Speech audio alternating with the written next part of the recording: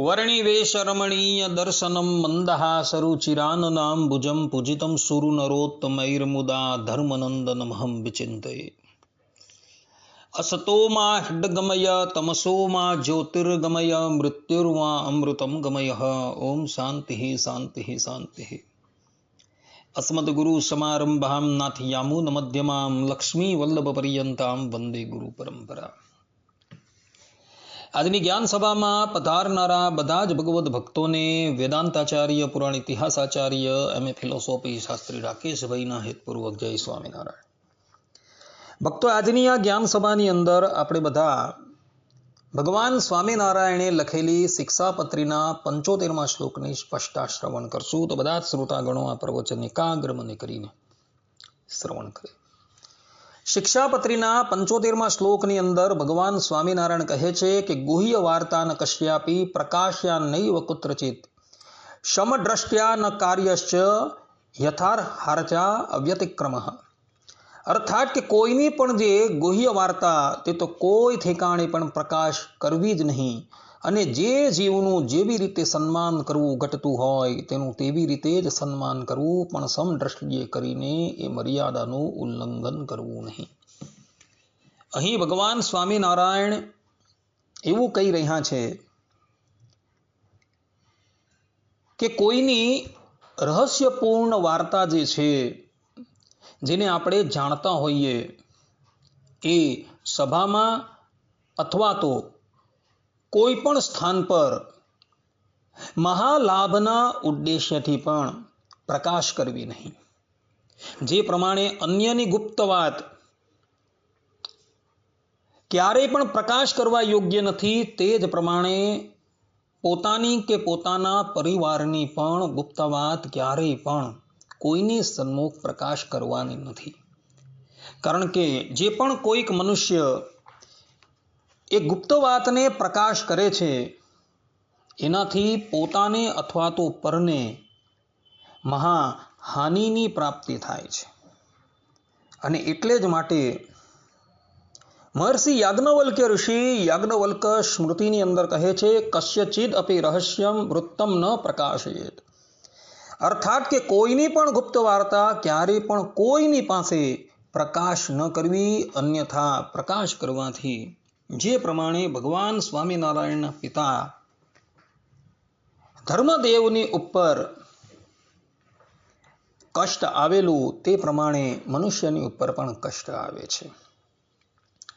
આ સંબંધની અંદર સત્સંગી જીવનના પ્રથમ પ્રકરણની અંદર પ્રસંગ એવો છે કે જ્યારે ધર્મદેવ અને ભક્તિ માતાને તથા મરીચ્યાદિક ઋષિઓને આસુરી તત્વોએ ખૂબ કષ્ટ આપ્યું, ત્યારે એ લોકો ભેગા થઈને વૃંદાવનની અંદર ભગવાન શ્રી કૃષ્ણના સાક્ષાત દર્શન થાય એ ઉદ્દેશ્યથી એક અનુષ્ઠાનનો પ્રારંભ કરે છે। અને અનુષ્ઠાનના પૂર્ણાહુતિના સમયે સાક્ષાત ભગવાન શ્રી કૃષ્ણ એઓને દર્શન આપે છે અને એમને વરદાન આપે છે કે હું જ આ ધર્મ અને ભક્તિને ત્યાં એમના પુત્ર રૂપે પ્રગટ થઈ તમારા બધાની અસુરોના કષ્ટ થકી રક્ષા કરીશ। આ પ્રમાણે ભગવાન વચન આપી અંતર્ધાન થઈ જાય છે। અને ત્યારબાદ મરીચ્યાદિક ઋષિઓ તથા ધર્મદેવ અને ભક્તિ માતા અનુષ્ઠાનની સમાપ્તિ કરી પોતપોતાના સ્થાનક પર જવા તૈયાર થાય છે। તે સમયે બધા જ પરસ્પર એવું નક્કી કરે છે કે ભગવાન પ્રગટ થવાના છે, એ વાત આપણે ગુપ્ત રાખવાની છે। આ પ્રમાણે નક્કી કરી બધા જ પોતપોતાના સ્થાનક પર જતા હોય છે। ધર્મદેવ અને ભક્તિ માતા પોતાના ગામ છપૈયા આવતા હોય છે, ત્યાં માર્ગની અંદર એઓ બંને જણા રસ્તો ભૂલી જાય છે અને એઓ બીજા માર્ગની ઉપર ચડી જાય છે। તે સમયે એ માર્ગ ઉપર એક સાધુ જેવો દેખાતો વ્યક્તિ એમને સામું મળે છે. એ સાધુ જેવો દેખાતા વ્યક્તિએ મૃગચર્મ ધારણ કરેલું હતું, મસ્તકની ઉપર જટા ધારણ કરેલી હતી, કપાળમાં ત્રિપુંડ ધારણ કરેલું હતું અને હાથમાં પલાશનો દંડ હતો. એ સાધુ જેવો દેખાતો વ્યક્તિ ધર્મદેવ અને ભક્તિ માતાની પાસે આવે છે અને એઓને પૂછે છે કે તમે બંને જણા કોણ છો અને આ મહાઅરણ્યની અંદર શું કરી રહ્યા છો? આ પ્રમાણે જ્યારે પેલા સાધુએ પૂછ્યું ત્યારે ધર્મદેવ એને પોતાનો પરિચય આપતા કહે છે કે મારું નામ ધર્મદેવ છે અને આ મારી ભાર્યા છે, એનું નામ છે ભક્તિ દેવી. અસુરોથી અત્યંત કષ્ટ પામેલા અમે લોકો વૃંદાવન ગયા હતા અને એ વૃંદાવનની અંદર ભગવાન શ્રી કૃષ્ણની આરાધના કરી હતી અને આરાધનાથી પ્રસન્ન થઈને ભગવાન શ્રી કૃષ્ણએ અમને વરદાન આપેલું કે હું તમારા ઘરે તમારા પુત્ર રૂપે પ્રગટ થઈશ. આ પ્રમાણે જે રહસ્યની વાત છુપાવવાની હતી એ વાત ધર્મદેવે પેલા સાધુની સન્મુખ પ્રગટ કરી દીધી. શ્રી કૃષ્ણનું નામ સાંભળતા જ પેલો સાધુ જેવો દેખાતો પુરુષ જે છે એ અત્યંત ક્રોધાયમાન થયો અને ધર્મદેવ અને ભક્તિ માતા પ્રત્યે બોલ્યો કે રે ધર્મ, રે ભક્તિ, તમે મને ઓળખતા નથી. મારું નામ અશ્વત્થામા છે, હું દુર્યોધનનો મિત્ર છું. કૃષ્ણ અવતારની અંદર એ શ્રી કૃષ્ણએ મારા મિત્ર દુર્યોધનનું ઘણું અનિષ્ટ કરેલું હતું અને મારા પિતાને પણ એણે કપટથી મરાવેલા હતા.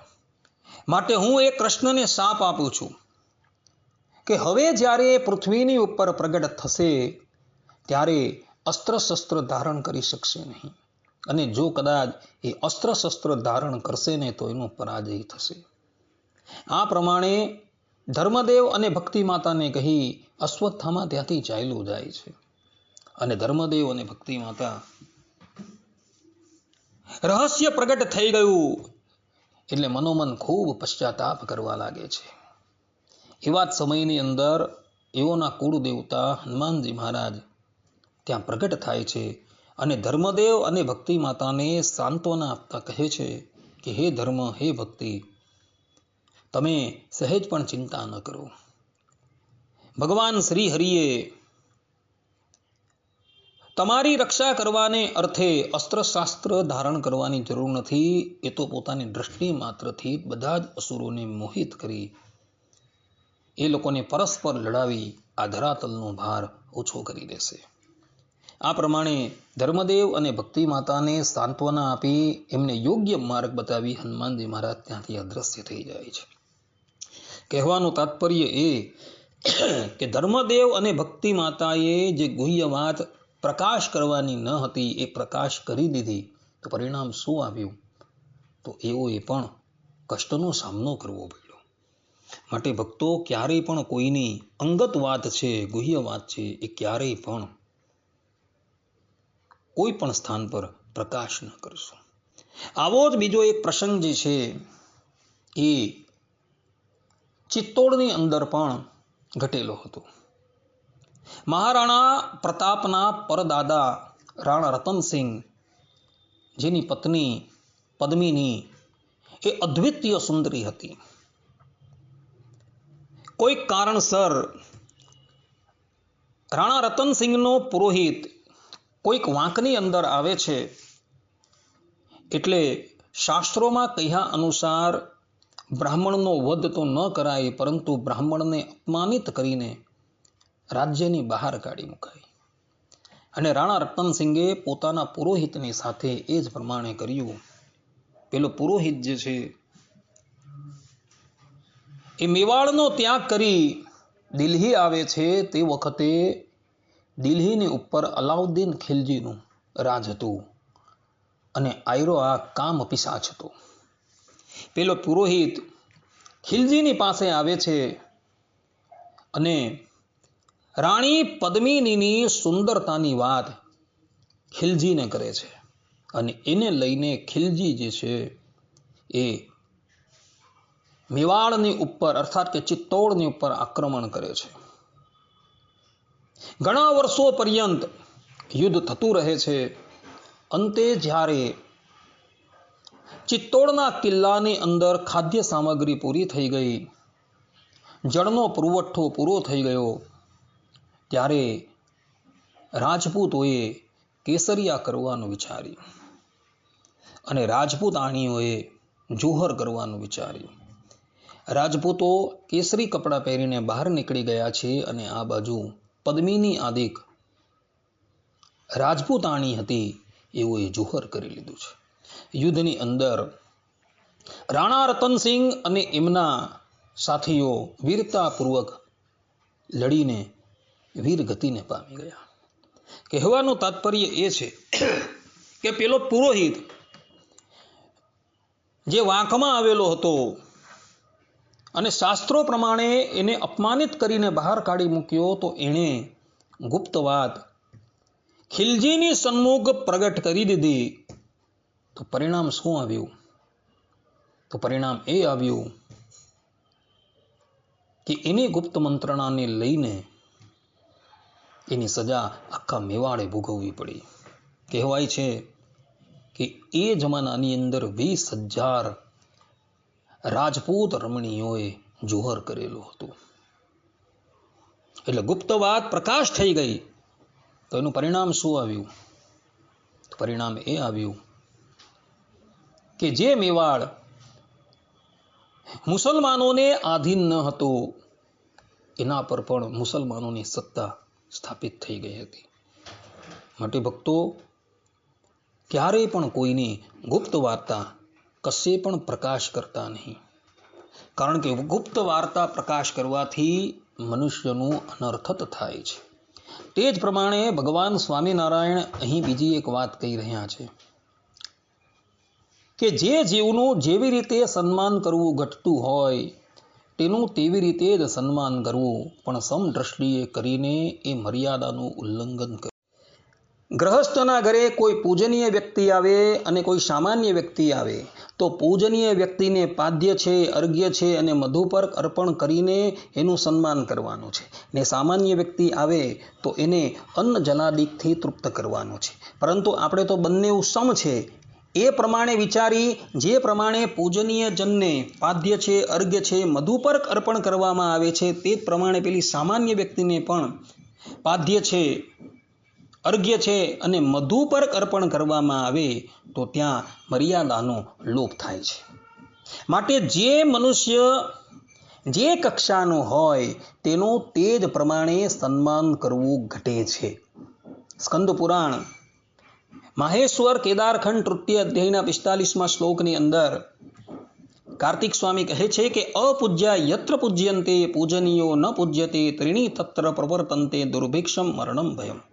અને એ જ વાત શિવપુરાણ રુદ્ર સંહિતા 35મા અધ્યાયના 9મા શ્લોકની અંદર પણ કહેલી છે. ત્યાં પણ કહ્યું છે કે અપૂજ્યા યત્ર પૂજ્યંતે પૂજનીયો ન પૂજ્યતે ત્રીણી તત્ર ભવિષ્યંતિ દારિદ્ર્યમ મરણમ ભયમ.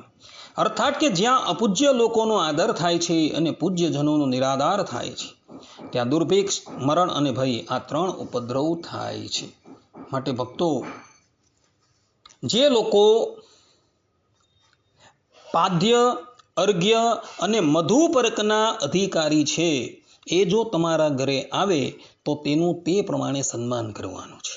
અને જે લોકો પાદ્ય છે, અર્ઘ્ય છે અને મધુપર્કના અધિકારી નથી અને એ જો તમારા ઘરે આવે તો તેનું તે પ્રમાણે સન્માન કરવાનું છે. શાસ્ત્રોની અંદર કહ્યું છે કે ગુરુ, રાજા, અતિથિ, જમાત્રા અને સ્નાતક આ 5 જણા જે છે એ પાદ્ય, અર્ઘ્ય અને મધુપર્કના અધિકારી છે. આ 5 જણા જ્યારે ઘરે આવે ત્યારે એને પાદ્ય છે, અર્ઘ્ય છે અને મધુપર્ક અવશ્ય અર્પણ કરવા. એ સિવાયના જે પણ કોઈક વ્યક્તિ તમારા ઘરે આવે અને એઓ પાદ્ય, અર્ઘ્ય અને મધુપર્કના અધિકારી નથી તો તેને તે વસ્તુ ક્યારેય પણ પ્રદાન કરવી જોઈએ નહીં. આ પ્રમાણેનો વિવેક જે છે એ શાસ્ત્રકારોએ નક્કી કરેલું છે. એટલે ભગવાન સ્વામિનારાયણે જે પ્રમાણે શિક્ષાપત્રીના 75મા શ્લોકની અંદર કહ્યું છે કે જે જીવનું જેવી રીતે સન્માન કરવું ઘટતું હોય તેનું તેવી રીતે જ સન્માન કરવું, પણ સમદ્રષ્ટિએ કરીને એ મર્યાદાનું ઉલ્લંઘન ન કરવું. આ પ્રમાણે જે કહેલું છે એ દરેક જણાએ આત્મસાત કરવા યોગ્ય છે. અને પોતાના ઘરે કોઈ સામાન્ય વ્યક્તિ આવેલી હોય કે પૂજનીય વ્યક્તિ આવેલી હોય તેનું તે જ પ્રમાણે સન્માન કરવું, એ જ ભગવાન સ્વામિનારાયણ અહીં કહી રહ્યા છે. માટે બધા જ લોકો આ વાત જે છે એ આત્મસાત કરી લે. આટલું કહીને હું મારા પ્રવચનને અહીં વિરામ આપું છું. સર્વે સંતુ નિરામયઃ, સર્વે સુખીનો ભવંતુ, સર્વભદ્રાણિ પશ્યન્તુ, મા કશ્ચિદ દુઃખ ભાગ ભવેત અસ્તુ. જય સ્વામિનારાયણ.